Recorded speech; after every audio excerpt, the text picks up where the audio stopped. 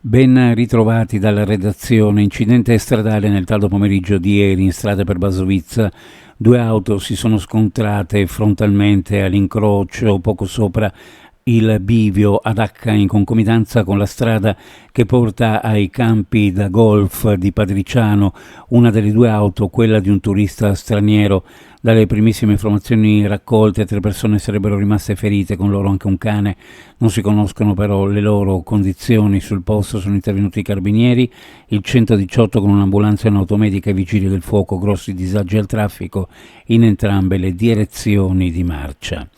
2 cittadini extracomunitari sono stati arrestati a Grado per resistenza pubblico ufficiale, rifiuto a declinare le proprie generalità e danneggiamento, il tutto a conclusione di un momento di particolare agitazione da parte degli stessi stranieri, tanto che 3 agenti della polizia locale sono stati medicati per lesioni al pronto soccorso, agenti che in ogni caso sono riusciti a immobilizzare i 2 giovanissimi, entrambi marocchini.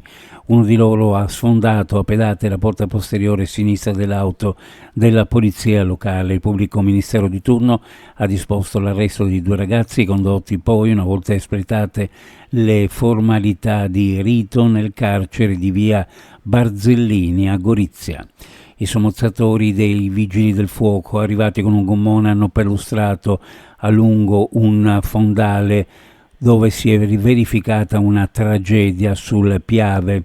Una bambina di 9 anni, Adna Islam, annegata mentre stava facendo il bagno con i fratelli.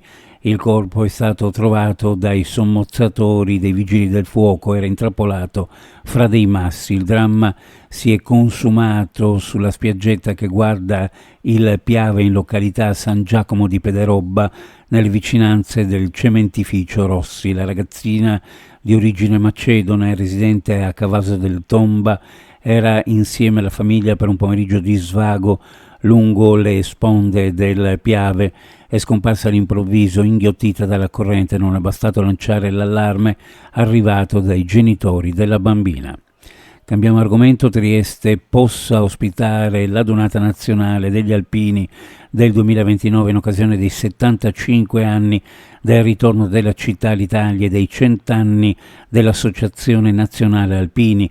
Lo ha auspicato l'assessore regionale alla difesa dell'ambiente, energia e sviluppo sostenibile Fabio Scoccimarro, intervenendo al campo sportivo di Visoliano alla 3ª edizione della Festa Alpina a Duino Aurisina, evento sostenuto dalla Regione. La candidatura di Trieste per il 2029 è appoggiata dall'amministrazione del Friuli Venezia Giulia e si spera abbia successo. Sarà un grande evento, così l'assessore.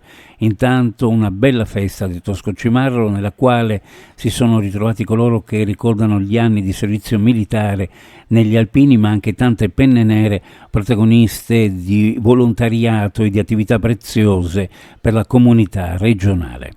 Uno sguardo alle previsioni meteorologiche. Oggi cielo sereno poco nuvoloso, in giornata caldo ovunque, specie in pianura. Dal pomeriggio in montagna variabilità, con possibilità di qualche rovescio e qualche temporale, più probabili verso il Cadore. Anche in pianura non si esclude qualche temporale verso sera, ma con maggiore probabilità nella notte verso martedì. Temperature minime in pianura fra 20 e 23, le massime fra 34 e 36 gradi, sulla costa minime fra 24 e 27, le massime fra 31 e 33 gradi centigradi. Previsioni a cura di ARPA e FVG Meteo. Ed è tutto per il momento con l'informazione, grazie per averci seguito, a più tardi.